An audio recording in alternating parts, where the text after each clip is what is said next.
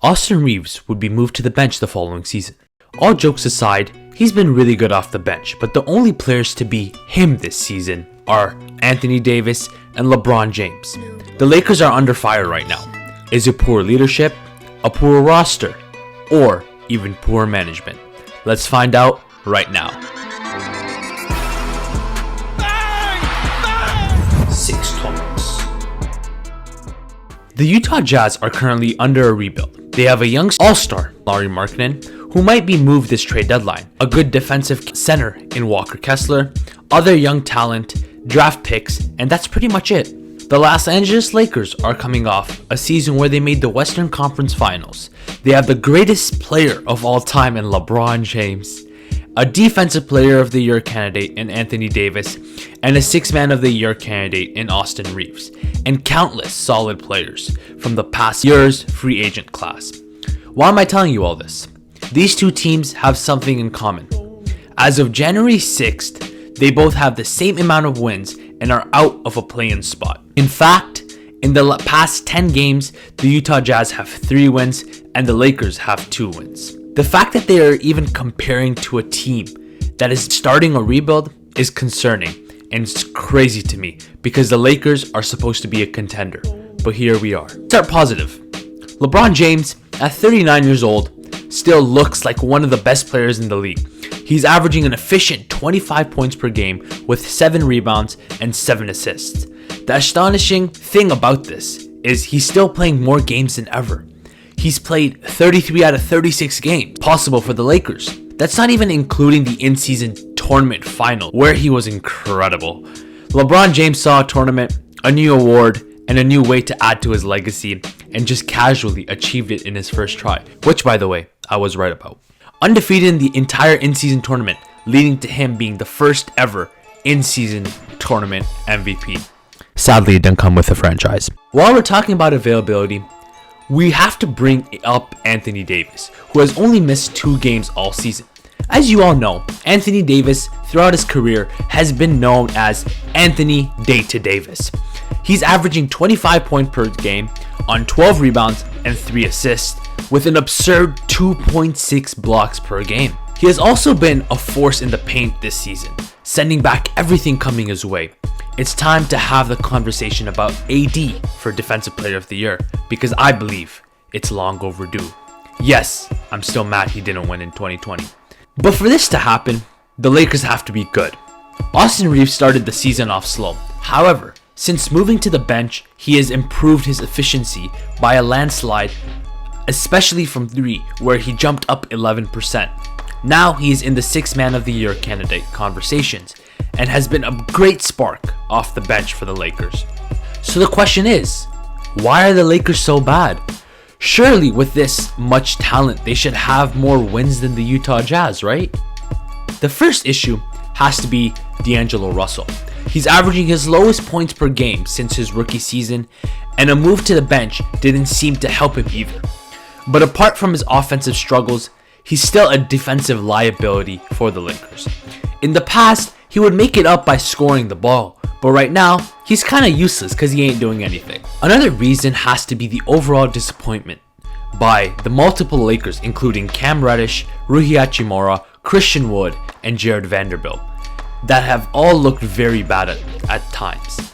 Taurean Prince will either look like a steal of a free agent or a future power forward for Shanghai Sharks. There's no in between. The one bright spot for the Lakers was Gabe Vincent, who is currently injured right now. The Lakers have the 8th worst bench in the entire NBA when it comes to net rating, so it doesn't help that any lead the Lakers may have just disappears when the bench enters. Issue with the team is one that is under a lot of fire right now. Darvin Ham has made some, let's say, some questionable coaching decisions this season, one of which I feel is a major reason why the Lakers have struggled this year. Coach Ham will send out these massive lineups, which leads LeBron James running point guard. He can do that, but he needs scorers around him. This is a lineup that really doesn't have many scorers, leading to a stale offense and a subpar defense. In fact, a lineup that the Lakers love using in one with LeBron James, Cam Reddish, and Jared Vanderbilt, Taurean Prince, and Anthony Davis, This lineup has an offensive rating of 103.7, well below league average. Cam Reddish has been underperforming like crazy this season, yet Darvin Ham seems to find him weirdly trustworthy, especially in the clutch. Lakers fans are starting to get really frustrated with him, and when a coach says something like this, it is what it is. It's the NBA, man. This is a marathon.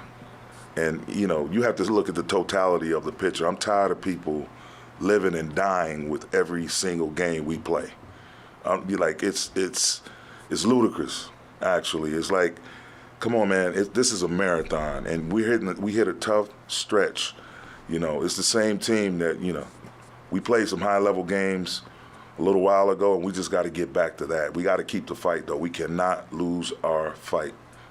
I'm not on the bandwagon of firing Coach Ham, but there is no denying that he's on the hot seat. What's next for the Lakers?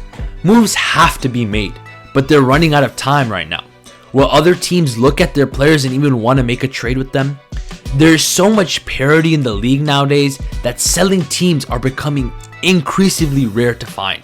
Even the Detroit Pistons are looking to buy this trade deadline for some reason. They were on a 29-game losing streak, don't ask me why.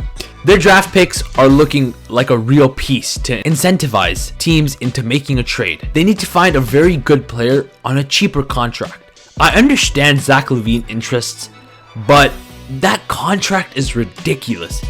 You know what happened last time they went for 3 max players. Plus, I don't believe the Lakers have a better package than many other teams that might want to trade for Zach LaVine. So unless LaVine pulls a Dame and says, I want to go to LA, it's not looking too good for them. I think a deal for DeJounte Murray makes a lot of sense. The duo of Murray and Trey has been a disaster, so the Hawks want to move on from him. The Lakers want to move on from D'Angelo Russell at their starting point guard. For the Lakers, it's an immediate upgrade at point guard, trading for DeJounte Murray, who's had a really underrated season this season. For the Hawks, their return would be Russell, maybe a young player like Max Christie, and a couple first-round picks. A return that could help them retool their roster to better fit players alongside their superstar, Trae Young. Of course, the Lakers very well may surprise us all and do absolutely nothing at the trade deadline and make us all freak out about rumors for nothing, but it's the Lakers. They're interested in every player.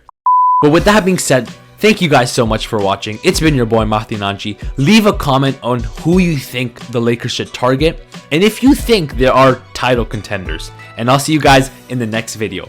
Peace out.